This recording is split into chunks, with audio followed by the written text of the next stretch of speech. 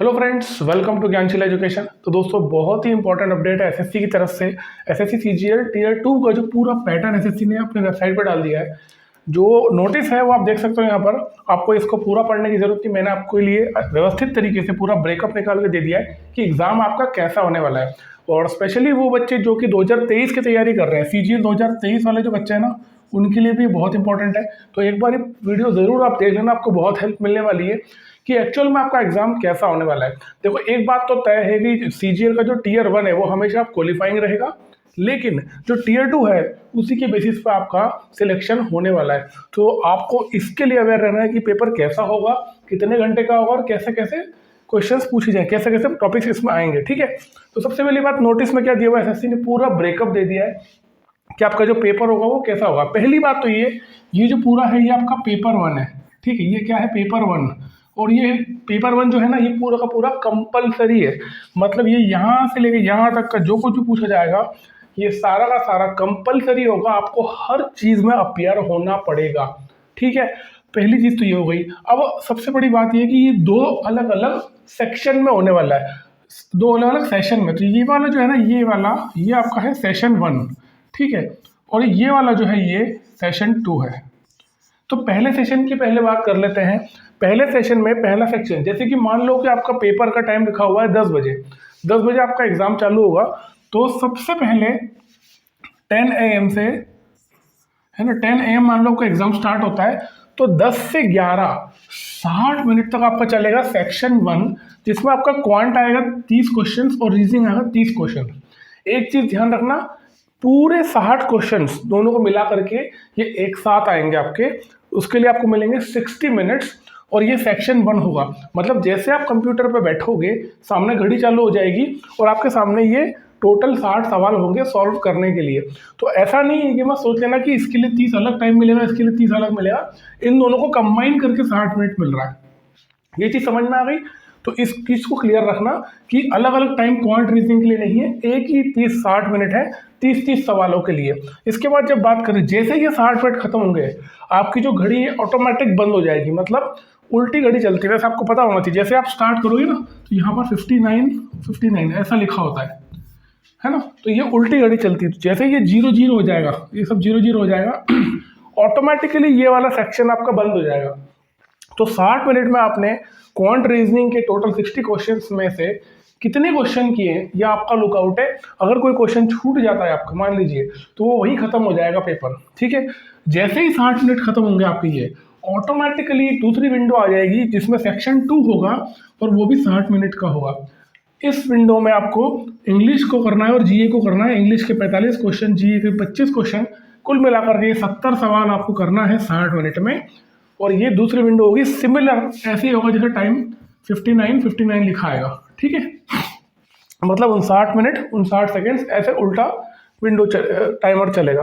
तो इसके लिए भी आपको 60 मिनट मिलेंगे और उसको आपको 60 मिनट में ही खत्म करना है इन 70 सवालों को। इस दौरान ये पिछले के कोई क्वेश्चन आपको कोई नहीं मिलेंगे, नहीं आगे का आपको कुछ दिखेगा, केवल आपको यही दिखने वाला है सेक्शन 2।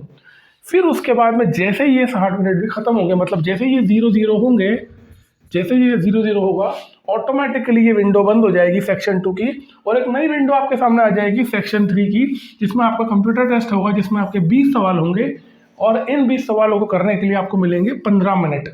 ठीक है, तो यहाँ पर टोटल आप देखेंगे सेक्शन 1, सेक्शन 2, सेक्शन 3 कुल मिलाकर के 2 घंटा 15 मिनट, यानी कि 2 घंटा 15 मिनट की आपकी कंटिन्यूस सिटिंग है। ठीक है, कंटिन्यूसली आपको बैठना है। तो अब आपको समझदारी का काम जरूर कर लेना है अभी से। इससे ये पता चलता है कि आपको सिटिंग कैपेसिटी अपनी बढ़ाना पड़ेगी। आप जितनी भी देर बैठते हो, आप कोशिश करो 3-4 घंटे कंटिन्यू बैठने की, क्योंकि ये तो एग्जाम का टाइम है 2 घंटे 15 मिनट, आपको आधा घंटा 1 घंटा पहले बिठा देंगे, क्योंकि बायोमेट्रिक होंगे, आपके सिग्नेचर होते हैं, अटेंडेंस होती है, उस प्रोसेस में भी समय लगता है। तो आपको मान के चलना कम से कम आपको 3-3.5 घंटे तो अच्छी तरह बैठना ही है, कंफर्टेबली, बिना कमर दर्द हुआ, बिना सर दर्द हुआ, तो ये भी एक फैक्टर होता है। ठीक है, एनीवेज, ये हो गया आपका सेशन 1। ठीक है, जैसे ही यहाँ पर 2 घंटे 15 मिनट का आपका पूरा तीनों अपने सेक्शन दे दिए, आपकी विंडो बंद हो जाएगी सामने। ठीक है, मतलब पेपर सबमिट हो जाएगा। इसके बाद में एक ब्रेक आपको मिलेगा, है ना, एक ब्रेक मिलेगा और फिर से आपकी वो प्रोसेस होगी अटेंडेंस की, जिसमें बायोमेट्रिक होता है, अटेंडेंस होता है, सिग्नेचर होता है, वो नोटिफिकेशन में लिखा हुआ है एसएससी ने, ठीक है, यहाँ पर है ना, यहाँ पर क्लियर लिखा हुआ है सेक्शन 3 विल हैव 2 मॉड्यूल्स 1 और 2, ठीक है। यहाँ पर देखो, after completion of session 1 the candidates will get break for re registration of session 2। तो री रजिस्ट्रेशन होगा आपका इस सेशन 2 के लिए, ये वाले सेशन के लिए, जिसमें सेक्शन 3 है जो कि DEST यानी कि टाइपिंग टेस्ट है, ठीक है। तो टाइपिंग टेस्ट आपको देना है, वो होगा 15 मिनट का, लेकिन वो ब्रेक के बाद होगा। तो ये पूरा का पूरा कार्यक्रम जो है, ये पूरा तामझाम एक ही दिन में हो रहा है। आप देखो कितनी बड़ी बात है, ऐसा कभी भी नहीं हुआ है, क्योंकि एसएससी हमेशा टाइम देता था। अगर आप पहले का भी देखें तो क्वांट और इंग्लिश के 2 पेपर होते थे 4 घंटे के, जबकि 2-2 घंटे के होते थे।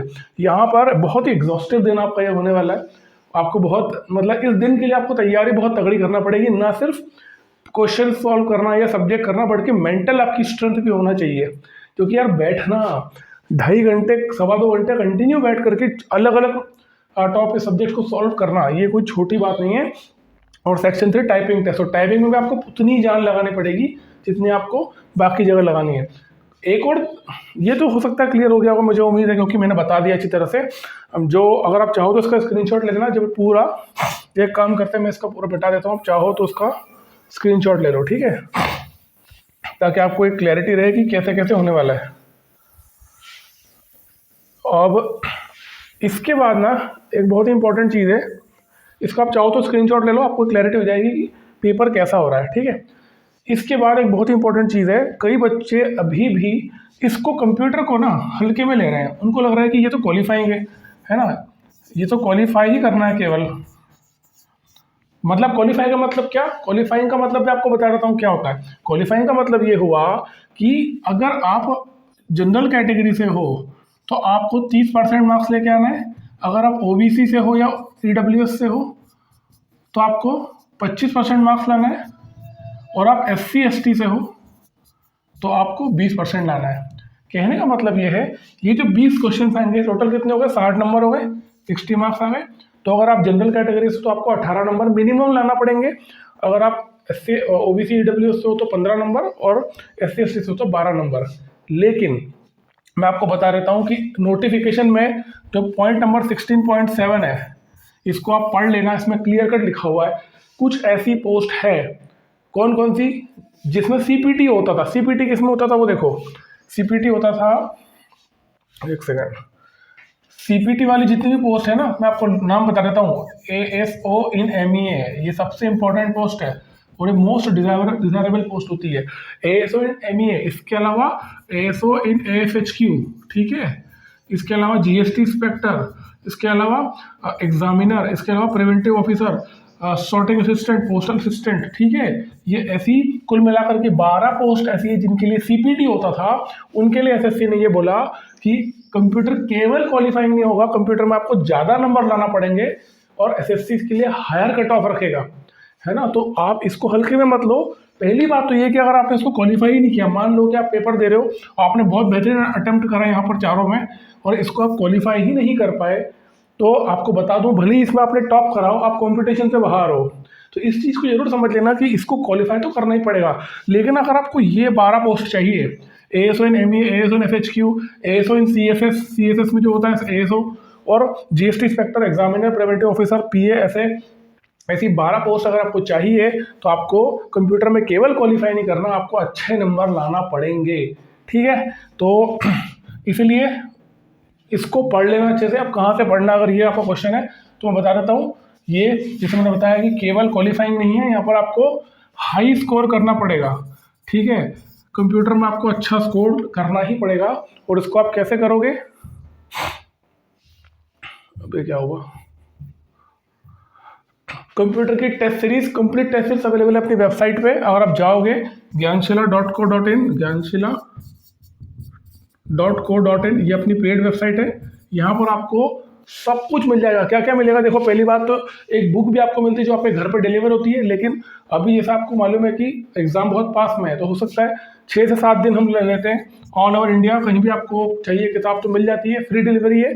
लेकिन अभी हो सकता है टाइम लग जाता है क्योंकि 6-7 दिन बहुत बड़ा समय होता है, फिर भी जो बुक है आपको वो आपको पूरी की पूरी बुक ई बुक के फॉर्म में वेबसाइट पे मिल जाएगी, तो वो कोई दिक्कत तो नहीं है।